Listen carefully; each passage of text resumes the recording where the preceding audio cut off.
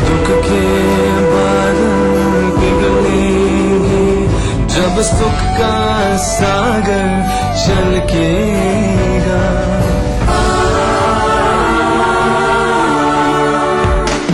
जब अंबर झूम के नाचेगा, जब धरती नगमे गाएगी, वो सुबह कभी तो आएगी,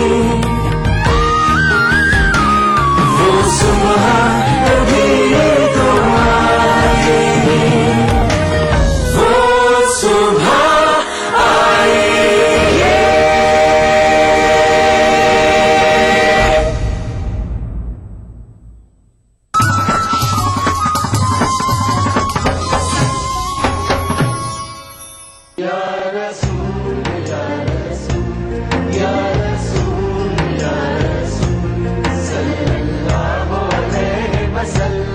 सारी कायनात मसरूर है, जश्न मिलादे रसूल है। ऐ नबियों के सरदार, निगाहे इश्क व मस्ती में वही अव्वल वही आखिर, वही कुरान वही फुरकान, वही यासीन वही ताहा।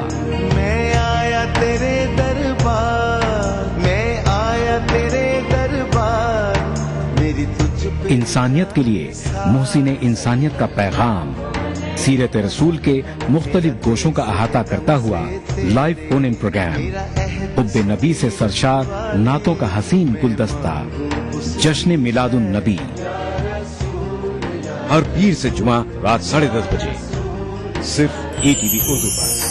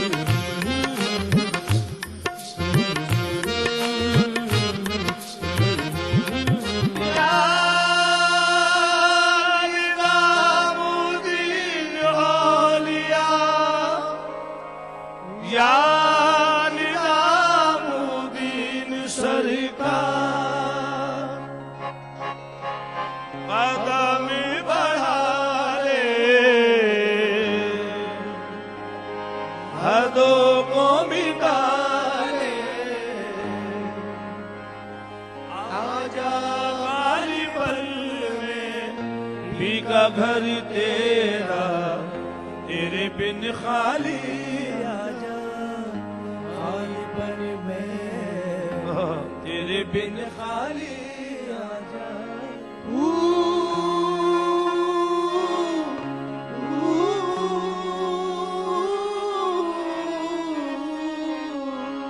रंग रेजा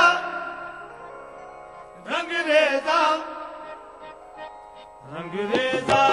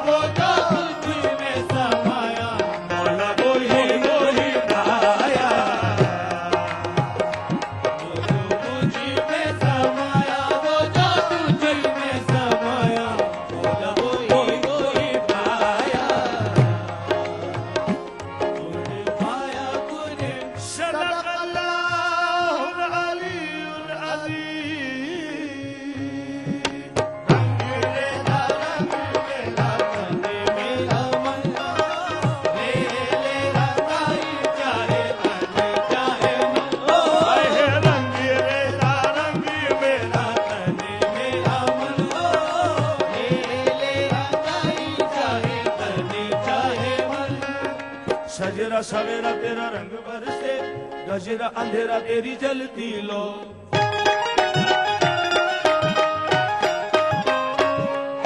सजेरा सवेरा तेरा रंग बरसे, गजरा अंधेरा तेरी जलती लो। और तेरा मिला जो तेरे दर पर से, ओ मौला मौला।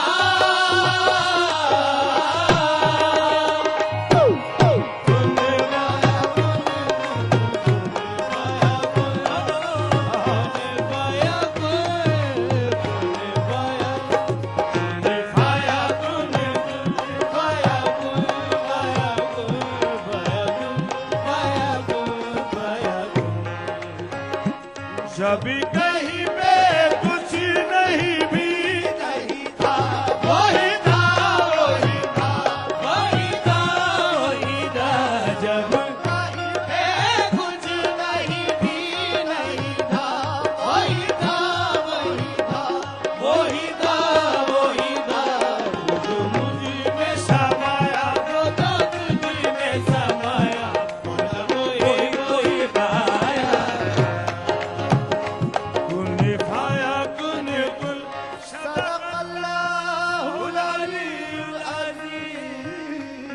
सदक़ रसूल नबीउल करीम सल्लल्लाहु अलैहि वसल्लम सल्लल्लाहु अलैहि वसल्लम। ओ मुझ पे करम सरकार तेरा, अर्ज़ तुझे कर दे मुझे मुझसे मुझको भी हो दीदार मेरा, कर दे मुझे मुझसे रिहा मुझसे रिहा। मन के मेरे ये भरम कच्चे मेरे ये करम, लेके चले हैं कहाँ मैं तो जानू।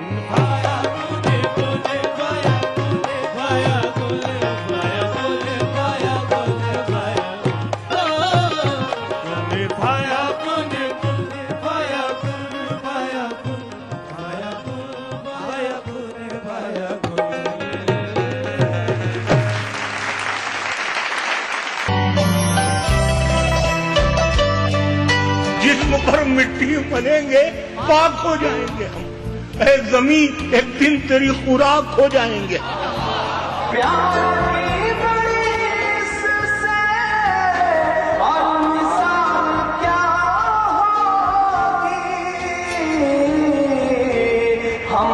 नमाज पढ़ते हैं गंगा पे वजू करके। कभी दुपट्टा होता नहीं होता, कभी दुपट्टा होना नहीं होता। जहाँ हो प्यार वहाँ कोई गम नहीं होता। इस शनिचर महफिल मुशायरा में देखिए टांडा उत्तर प्रदेश में मुनक्किदा एक शानदार उद्भिन्न मुशायरा रात 9:30 बजे सिर्फ ATV उर्दू पर। इस प्रोग्राम को पेश कर रहे हैं जिंदा तिलिस्मात, तमाम मौसमी बीमारियों की एक असरदार दवा। ताउन कर रहे हैं मिला स्किन क्रीम, एली फार्मास्यूटिकल्स द्वारा निर्मित। Shri ultra red oxide, Bharat का एकमात्र जंग रोधक सीमेंट। 23 कारगर जड़ी बूटियों का करिश्मा, दर्द है तो न्यूरामेंट है ना। मुल्क का अगला वजीर आजम जो है वो कौन होगा?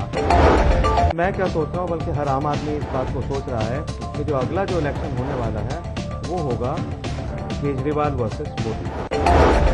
आपकी जो पार्टी है आप, वो भी कहीं ना कहीं आम इंतखाबात में उसका रोल रहने वाला है और मुकाबला जो है उसका ही बीजेपी से होगा, कांग्रेस कहीं नहीं है। जावेद साहब इनकी बात से इत्तेफाक रखते हैं आप? मैं एक बात आपको बता दूं, ये वही है कि आपके पास नया नया मसला आया तो इसमें आप उस चीज़ को जोश के साथ कह रहे हैं। तो हिंदुस्तान का प्राइम मिनिस्टर जो है वो कौन बनने वाला है? आप तो कहेंगे बिल्कुल जो है नरेंद्र मोदी बनने वाले हैं। जो कांग्रेस है, इतनी पुरानी पार्टी है, उसका कहीं जो है वो खाता खुलता हुआ नजर नहीं आ रहा आपको, या फिर कहा जाए उसका कहीं बहुत ज्यादा रोल नहीं रहने वाला? देखने वाली बात ये है कि हमसे बहुत पुरानी 125 साल पुरानी कांग्रेस पार्टी हो या कोई दीगर और पार्टी हो कि अपने प्राइम मिनिस्टीरियल कैंडिडेट का नाम अनाउंस करे। कौन बनेगा मुल्क का नया वजीर आजम? देखिए प्रोग्राम हमारे मसाइल जुमे की रात 8 बजे और इतवार दोपहर 2:30 बजे सिर्फ ATV उर्दू पर।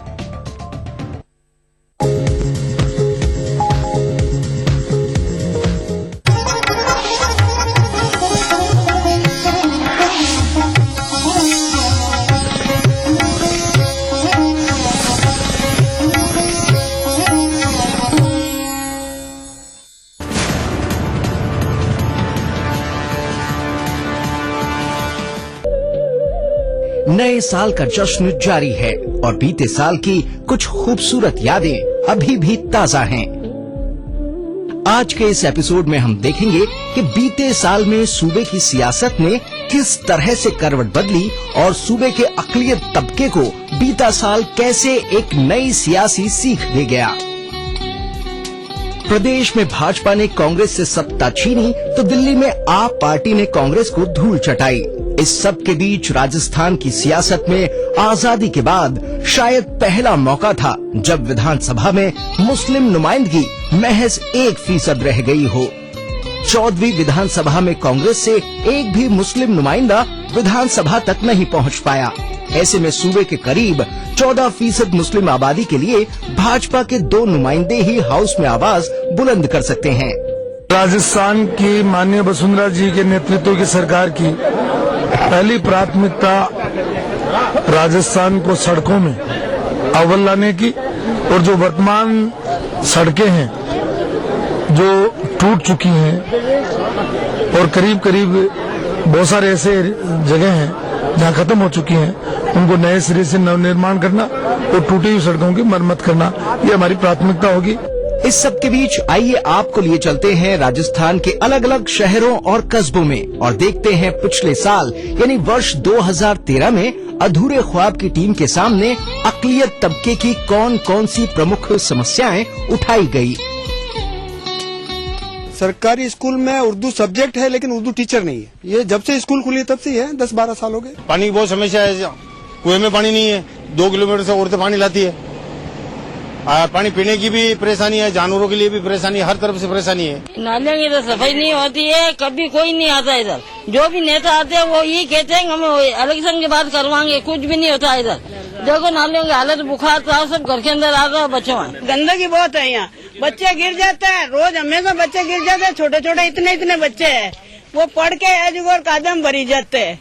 तो ये देखो यहाँ हमारे घर के मुंडा के ऐसा पड़ा है कि कोई एज को बैठ नहीं सकता है, कोई बाहर आदमी आ जाता है अच्छा तो हमारे घर से एज को थू करते चले जाते हैं। हमारे स्कूल में पढ़ाने के लिए अध्यापक नहीं है, जो लिटरेचर टीचर हमें चाहिए वो नहीं है, तो हम चाहते हैं कि हमारे स्कूल में लिटरेचर टीचर आर्ट्स और बायो के भेजे जाए। फाइनल कर लिए बीकॉम और अभी तक कोई नौकरी नहीं मिली है।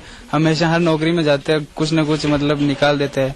पहले अजमेर भी गया था, वहाँ पे भी नंबर नहीं आया। डॉक्टर था, उसने हाथ में MS पॉइंट दे दिया, फिर बाद में कुछ हुआ नहीं उसका, अभी तक रिजल्ट नहीं आया। पानी की बहुत ज्यादा परेशानी है, 2 दिन नहीं आवे, 3 दिन नहीं आवे, 3 दिन में नहीं आती है, 4 दिन में नहीं आती है। ट्रक में फिर हम पैसे दे देंगे, 150 रुपए का ट्रैक्टर मंगाते पानी का, जब जाकर पानी की परेशानी दूर होती है। हमारी परेशानी इतनी ज्यादा है कि पानी हमारे को पीने तक भी नहीं मिल रहा है, इतनी ज्यादा गंदा पानी आ रहा। सुबह पानी आया देखो तो देखते रह जा, बहुत ज्यादा जिए पड़े के जैसे पानी आ रहा, पीने में नहीं आ रहा हमारा पानी। इतनी बुरी परेशानी आ रही, पेट में इतनी खराबी हो रही है। कोई मतलब सुनाई नहीं किसी की, कोई मतलब न किसी सफाई न पानी की सुविधा है। यहाँ पानी आता है, टोटल फ्लोराइड पानी आता है, 10 मिनट पानी, 3 रोज से 10 मिनट पानी देते हैं स्ट्रीम में। कोपला में देख रहे हो ना आप, कितनी गंदगी है यहाँ कुएं के ऊपर।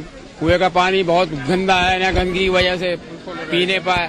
और जो सरकारी लाइन आती है वो सिर्फ ऐसे टाइम पे आती है जो कोई भर नहीं पाते हैं, 2 घंटे भी पानी नहीं आता है, बड़ी परेशानी होती है पानी की। 25 साल में आज तक हमारा कोई BPL नहीं बना, और BPL बना है तो मुझे नगर पालिका वाले आदमी ले रहे हैं। कंप्यूटर के अंदर नाम है और राशन में नाम नहीं है हमारा बीपीएल का अंदर। ठेला चलाता हूँ, कभी मेरे पास मजदूरी है, कभी नहीं है। मेरा एक कमरा है और मेरा घरवाली 25 साल से बीड़ी बांध रही है, रामकन बीड़ी वाले की बांध रही है। मैं 30 साल से, जो मैं चाहता हूँ मेरी घरवाली का राशन कार्ड बन जाए, बीडीओ का फार्म। हाँ, तो मैं जाता हूँ, कभी भी शिकायत करता हूँ, अभी भगा देते हैं, अपना अपनों का राशन कार्ड बना देते हैं। सरकार ने जो योजनाएं निकाली है बीपीएल के तहत, वो मुसलमानों को कोई फायदा नहीं मिल रहा है। न बीपीएल राशन में फायदा है, न बीपीएल सहायता में फायदा है। 20 साल हो गए मेरे को, लेकिन कोई बीपीएल में सुनता नहीं। मैं जब कैंप लगता हूँ वहाँ जाती हूँ, लेकिन बाहर निकाल देते हैं। नाम आ जाता है उनका नगर पालिका में, लेकिन काट देते हैं उस नाम को। 2 बहन है और 3 लड़की मेरे और 1 लड़का अभी फड़ी रहे, छोटा लड़का, लेकिन कोई सुनता ही नहीं। सबके पास जाई, मैं एसडीओ के पास भी गई थी और इनके नगर पालिका में भी जाई, जैसे करीब चेयरमैन के पास भी गई, लेकिन कोई सुनता ही नहीं मेरी। आज भी नहीं, 20 साल हो गए इंतकाल हुआ। 12 साल हो गए हमारा आदमी खत्म हुए। और है ना, मैं जाती हूँ ना बीपीएल में, तो वो हमें सहायता के पैसे मिलते हैं ना, भगा देते हैं। एप्लीकेशन लगाने गई नहीं तो यूँ कही कि इक्सी में खत्म हो गई इसकी। आ गई मैं वापस, कोई कम से कम 2 महीने हो गए मुझे डोलते हुए, पर ना कोई सहायता ही नहीं करता हमारे। मेरा आदमी खत्म हुए 12 साल हो गए और 8 लड़की 1 लड़का, मेरे कोई सुनाई नहीं करता। नेताओं के पास जाते तो वो सुनते नहीं है, और ना में ये पैसे मिल रहे हैं गरीब सहायता में मकानों के लिए, उसमें मेरी कोई सुनाई नहीं करी। और मैं बीड़ी बनाती हूँ, मेरा पेट भरती हूँ। यहाँ सारे शहर की गंदगी ला के जमा कर रहे हैं और डाल रहे हैं। और फर्स्ट क्लास बावड़ी थी, ये पानी का छोटा तालाब था, जिसको इन्होंने टोटल गंदगी यहाँ ला के भर रखी, और जिससे सारी यहाँ की पब्लिक को है, हिंदू मुस्लिम जो भी है, सबको तरह तरह की बीमारियां फैल रही है। परबतसर कस्बे में साफ सफाई की भी बड़ी दिक्कत है। ज्यादातर मुस्लिम इलाकों में हर तरफ गंदगी पसरी रहती है, वक्त पर साफ सफाई नहीं होती, नालियां गंदगी से अटी पड़ी रहती हैं, जिसके चलते मलेरिया जैसी कई खतरनाक बीमारियों का भी डर बना रहता है। मलेरिया, पीलिया, फोड़ापुन से निकलते हैं बच्चों को इस गंदे पानी में खेलने की वजह से, क्योंकि ये पानी यही है, बच्चे भी यही पैदा हुए, तो ये कहाँ जाएंगे। नालियों की समस्या, पूरा शहर का पानी इसी नाली से निकलता है, आगे बरसात के अंदर पास होता है। जब तक ये गंदा पानी यही इसी नाली के अंदर भरा रहता है, जिससे जानवर पैदा हो जाते हैं, अक्सर बीमारियां आती रहती है और कोई सुनने वाला नहीं। सुबह 7 बजे आए थे तो इनको किसी ने भी नहीं संभाला। हम डॉक्टरों के गेट बजा रहे थे तो गेट भी नहीं खोला किसी ने, नर्स वगैरह किसी ने भी नहीं सुनी हमारी बात। बहुत परेशानी हो रही थी, हम तो कभी किसी के पास जा रहे थे, कभी किसी के पास जा रहे थे। सुषमा जी 9 बजे जाने वाले थे, बोले मेरी ट्रेनिंग है, और उन्हें पता था कि, उन्होंने मुझे देखा, उन्हें पता था कि 10 मिनट में डिलीवरी होने वाली है, फिर भी बोले कि शकील जी के पास जाओ। हॉस्पिटल में कोई नर्स, कोई डॉक्टर, कंपाउंडर कोई भी नहीं थे।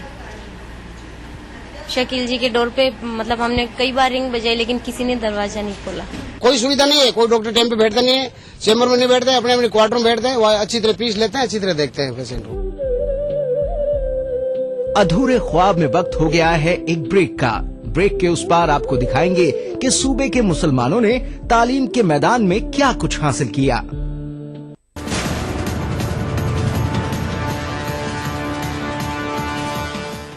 इंडियाज़ गॉट टैलेंट में आई देश की सबसे टैलेंटेड डांसर माधुरी।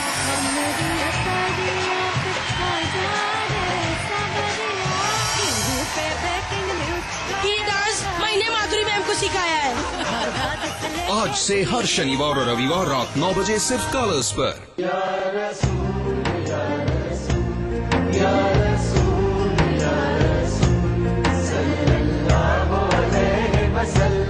सारी कायनात मसरूर है, जश्न मिलादे रसूल है। नबियों के सरदार, निगाह इश्क व मस्ती में वही अव्वल, वही आखिर, वही कुरआन, वही फुरकान, वही यासीन, वही ताहा। मैं आया तेरे दरबार, मैं आया तेरे दरबार, मेरी तुझ। इंसानियत के लिए मोहसिन इंसानियत का पैगाम, सीरत रसूल के मुख्तलिफ गोशों का अहाता करता हुआ लाइव फोन इन प्रोग्राम, हुब्बे नबी से सरशार नातों का हसीन गुलदस्ता, जश्न मिलादुन नबी, हर पीर से जुमा रात 10:30 बजे सिर्फ ETV उर्दू पर।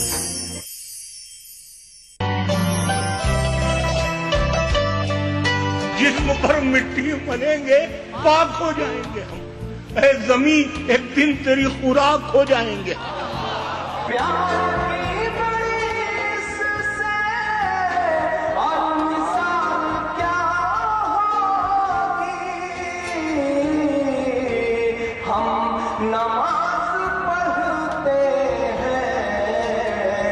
गंगा पे वजू करके कभी दुपट्टे का होना भी नहीं होता, कभी दुपट्टे का होना भी नहीं होता।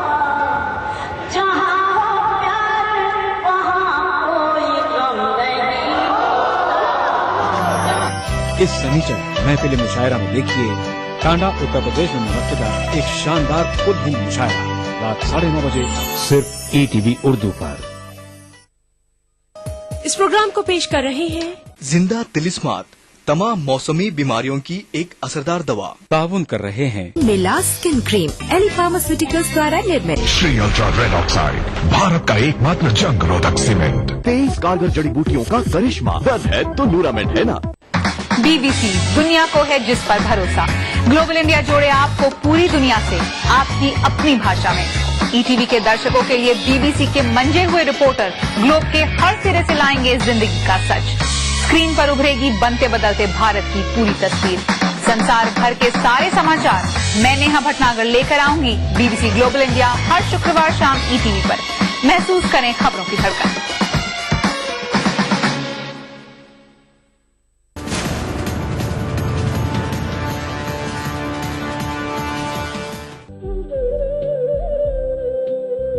ब्रेक के बाद एक बार फिर आप सभी का इस्तकबाल है। आज के इस खास एपिसोड में हम आपको दिखा रहे हैं अधूरे ख्वाब से जुड़ी 2013 की खास झलकियां। और आइए अब देखते हैं कि पिछले वर्ष मुस्लिम तबके ने तालीम के मैदान में क्या कुछ हासिल किया और कैसे वो शिक्षा के प्रति जागरूक नजर आए। घर वाले भी पढ़ा रहे हैं, मैं भी पढ़ रही हूँ और मुझे पढ़ाई का शौक भी है और मैं आगे भी पढ़ना चाहती हूँ। मैंने अपनी लड़की को दाखिल किया था स्कूल में। तो पहले तो क्या लड़कियां संकोच करती थी, लेकिन अब जैसे पहले स्टार्टिंग से लड़की पढ़ रही है, अभी ये BA कर रही है, तो मुझे इस बात की खुशी है कि मेरी बच्ची की तरह और भी लड़कियां जो है अब आहिस्ता आहिस्ता घर से निकल के पर्दे से बाहर निकल के जो है जा रही है। तो पहले से कंडीशन अच्छी है लड़कियों की और मैं समझता हूँ कि आगे भी इंशाल्लाह अच्छी होगी। कोई बहाना नहीं होना चाहिए बच्चों को। ये तो पढ़ाई कब भी किसी भी उम्र में कब भी भाई जरूरत पड़ सकती है इसकी, तो कोई भी वक्त भाई तो काम ही आ सकती है इसकी। तो जरूरत चाहे ऐसे शादी के बाद में या कुछ भी हो, किसी भी वक्त कोई मुश्किल में हो तो पढ़ी लिखी हो तो भाई अगर बच्ची है पढ़ी लिखी है तो वो घर में ट्यूशन दे सकती है बच्चों को। अगर मुश्किल वक्त है उसके ऊपर नहीं रोजी का मसला है कुछ है तो भाई वो घर में बच्चों को ट्यूशन भी दे सकती है, तो उससे अच्छा ही है ना। मुस्लिम नौजवान जो है सबसे मेन कमी है एजुकेशन की, पढ़ नहीं पाए। नई जनरेशन है तो काफी हद तक सुधार है पहले से, लेकिन कुछ स्कूलों की कमी है, मदरसों की कमी है बच्चों की एजुकेशन के लिए। कारण उसका कि 70 से 80% मुस्लिम वर्ग कमजोर है, मजदूर वर्ग है जो यहाँ मिल में मजदूरियाँ होती हैं उनमें, तो बच्चों को अच्छी एजुकेशन वो दे नहीं पाते हैं। गवर्नमेंट स्कूलों का स्तर इतना अच्छा रहा नहीं यहाँ पे कि बच्चे वहाँ पे सही तरीके से एजुकेशन पा सकें। प्राइवेट स्कूल को वो लोग अफोर्ड कर नहीं पाते, इतना पैसा दे नहीं सकते। पहले सभी लोग यही मानते थे कि हमारा लड़का जवान हो गया है, अभी इसकी शादी करेंगे, पढ़ाई करनी थी उतनी पढ़ाई कर ली, उसके बाद चलो इनको बाहर भेज देते हैं, वहां जाएगा तो पैसे लेके आएगा, तो उस हिसाब से घर खर्चा है और वगैरह सबकी ज्यादातर मजबूरियां थी। आजकल क्या है कि पढ़ाई है, आज सब पढ़ाई को अहमियत देते हैं। तो आगे जाके भी अगर उधर का भी माहौल तो खराब हो रहा है, ये तो सबको मालूम है कि वहां से भी सभी को इधर आना ही है। तो इधर आएंगे तो या तो कोई अपना जॉब खोलेंगे या फिर कुछ पढ़ाई, अगर बच्चों को पढ़ा लिखा के अगर कोई किस लायक बना दिया है तो उस हिसाब से उनके ऊपर डिपेंड रहेगा। पहले पढ़ाई नहीं थी, उस हिसाब से सब लोग को यही लगता थी कि चलो पढ़ाई तो नहीं है, नौकरी भी नहीं है, उस हिसाब से सब जाते थे उधर। लेकिन आज का मुसलमान थोड़ा ग्रेजुएशन के हिसाब से थोड़ा तरक्की कर रहा है, तो उसे लगता है कि उधर की बातों में कुछ नहीं है, हो सके जब तक अपने पैरों पे खड़ा हो और यहीं पे कुछ अपना बनाने की सोचे। मैं आगे फ्यूचर में पढ़ना चाहती हूँ। मैं अपने मेरे घर की कंडीशन बहुत ही ख़राब रही है। मैं कुछ बनना चाहती हूँ फ्यूचर में, और मैं बनकर कुछ करना चाहती हूँ हमारे देश के लिए, हमारे गांव के लिए, और खासकर तो मुस्लिम समाज के लिए, खास कर हमारी जाति के लिए, क्योंकि हमारी जाति में मैं बहुत ही मुश्किल से पढ़ी हूँ, क्योंकि हमारी जाति में मेरे पढ़ने पर भी सब विरोध उठा रहे, और मैं बहुत ही मुश्किल से पढ़ रही हूँ। और मुस्लिम समाज होने के कारण मेरे शायद माता पिता भी मुझे परमिशन नहीं देते हैं, फिर भी मैं पढ़ रही हूँ। शायद ये विश्वास से शायद मैं कुछ परिवर्तन ला सकती हूँ। आगे पढ़ना चाहती हूँ, मैं फ्यूचर में कुछ बनना चाहती हूँ, लेकिन मेरे घर की परिस्थिति खराब होने के कारण मैं आगे पढ़ नहीं पा रही हूँ। मैं अभी 12th क्लास में मैं आगे पढ़ना चाहती हूँ। मेरे पापा तो मजदूरी करते हैं, इस कारण ना फीस भी नहीं भरी जा रही है। मेरे को तो बहुत शौक है आगे बढ़ाने का, कोई को नर्स बनाने का शौक है, कोई को टीचर बनाने का शौक है। अपन मेरी घर की हालत देख के वैसे मैं यहाँ की फिर भी कोशिश पढ़ रही, उतना तो मैं पढ़ा रही हूँ बच्चों को, उतनी कोशिश पढ़ रही, उतना तो पढ़ा रही हूँ, मेरी जान के ऊपर से पढ़ा रही हूँ। मेरे घर वाले तो मजदूरी करते हैं, मजदूरी के अलावा इनको बच्चों की कैसे भी करके मैं फीस निकालती हूँ। आगे तो मेरा सपना एक लड़की, 3 लड़की है मेरे, 3 तरह की लड़कियों को ऐसी बनाई। और ये हमारे बिसाई जाते में कोई पढ़ाते भी नहीं लड़की को पढ़ाते भी नहीं। और मैं समाज से बाहर निकल के फिर मैं बच्चों को विरोध उठा के मैं सब इनको आगे बढ़ा रही हूँ। मैं दरअसल बच्चे और बच्चियों का जो लिंग भेद है उस चीज पर बहुत लंबा समय हो जाएगा। लिंग भेद का तो अंतर होना ही नहीं चाहिए। हमारी जो कम्युनिटी है, अगर महिलाओं के साथ जो आधी आबादी है इसके साथ हम उपेक्षा बरतेंगे और इनको बराबर का हिस्सेदार नहीं समझेंगे तो सामाजिक आर्थिक शैक्षणिक आधार पर जो हमारी कौम पिछड़ी है वो जैसी है उस स्थिति में है। मैं BA LLB honours 4th year Jamia Millia Islamia से कर रही हूँ, और basically I am from Rajasthan. Very small place, it's Bhadra, बहुत ही छोटी सी जगह है, पर मेरी फैमिली के सपोर्ट से I have reached to Jamia Millia Islamia. School में भेजना, ड्यूटी पूरी करना इज नॉट इम्पोर्टेंट, उनको सपोर्ट करना, आखिर बच्चे ही तो हैं, उनको उनके साथ पीछे लगना, उनको समझाना कि एजुकेशन कितना इम्पोर्टेंट, आप क्या कर सकते हो। मौलाना महमूद साहब, हम देखते हैं कि राजस्थान में 5000 से ज्यादा दीनी इदारे हैं जहाँ पर दीन की तालीम होती है, और कई ऐसे मदरसे भी हैं जहाँ पर जो है वो आधुनिक शिक्षा भी दी जा रही है। आपको क्या लगता है, चूंकि यहाँ पर हम देख रहे हैं कि सैकड़ों बच्चे बैठे हुए हैं, और मुझे लगता है कि राजस्थान के कोने कोने से आकर बच्चे यहाँ पर पढ़ते हैं, रहते भी हैं, खाने पीने का इंतजाम है सारा। आपको लगता है कि जो तालीम का जो एक स्टैंडर्ड होना चाहिए वो है उतना, वहाँ पर दीनी तालीम के साथ साथ जो जरूरी है आधुनिक शिक्षा भी होनी चाहिए, वो क्या दी जा रही है? आप मुतमईन हैं इस चीज से? खुद अपने तालीमी इदारे की बात कर लें तो आप। मदारिस इस्लामिया का जो मेन मकसद है वो है इस दुनिया के अंदर सीधी और सच्ची जिंदगी गुजारना, और इंसान सीधी सच्ची जिंदगी जब ही गुजार सकता है जब उसे अपने मजहबी तौर पर अपने पैदा करने वाले का, पैगंबर सल्लल्लाहु अलैहि वसल्लम की पूरी जिंदगी के हालात का इल्म हो। अब मसला यह होता है कि मुसलमानों के अंदर बाज बच्चे तो ऐसे हैं कि जो दुनियावी तालीम इतनी हासिल करते हैं कि उन्हें यह भी पता नहीं कि मजहबी बुनियादी हक क्या है, और बाज बच्चे ऐसे हैं जो मजहबी इतनी हासिल करते हैं कि वो दुनियावी एतबार से कुछ कमजोर रह जाते हैं।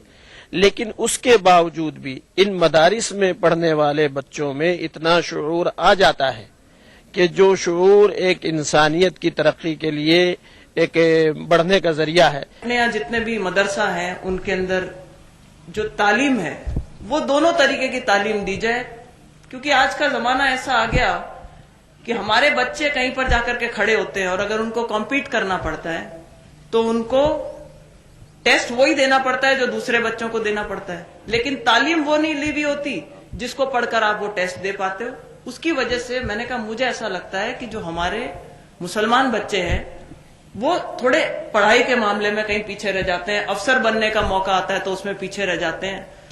मैंने कहा कि इस तरीके के कुछ मॉडल स्कूल्स, मॉडल मदरसा होने चाहिए जहां दीनी और दुनियाई दोनों तरीके की आप तालीम दे सके, ताकि वो बच्चे कल को कॉम्पीट करें।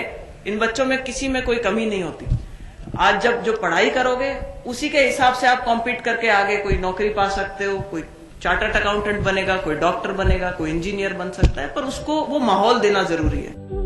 वर्ष 2013 में जहां प्रदेश भर के मुसलमान शिक्षा को लेकर संजीदा नजर आए और अपने बच्चों को आला तालीम दिलाने के लिए कोशिश करते दिखे, वहीं जोधपुर में मारवाड़ मुस्लिम एजुकेशन एंड वेलफेयर सोसाइटी की बरसों पुरानी मेहनत रंग लाई और सोसाइटी को तत्कालीन गहलोत सरकार की मदद से सूबे में पहली मुस्लिम यूनिवर्सिटी खोलने में बड़ी कामयाबी मिली।